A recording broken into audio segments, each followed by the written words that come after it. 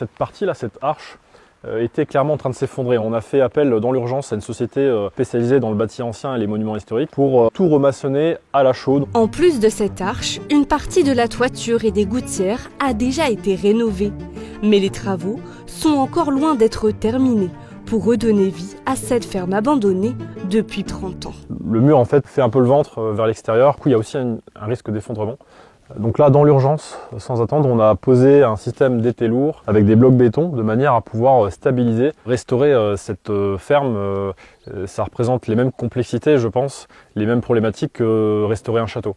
Avec peut-être moins de prestige parce que c'est une ferme, mais qui n'a pas moins d'histoire dans le sens où cette ferme, elle est là depuis plusieurs centaines d'années. C'est l'histoire de la ruralité, de l'histoire des paysans qui ont travaillé ici la terre depuis des siècles.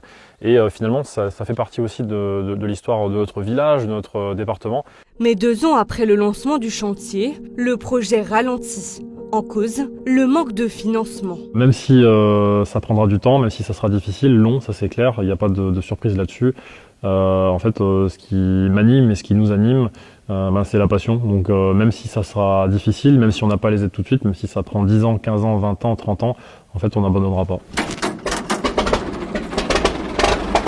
Malgré tout, l'ambition reste intacte pour transformer cette ferme datée du XVIe siècle en un lieu culturel et touristique façon années 30. Ça sera de l'hébergement, toujours années 30. Ça, c'est vraiment aussi important parce qu'on se rend compte que beaucoup de touristes viennent sur notre territoire et on a un manque criant d'hébergement.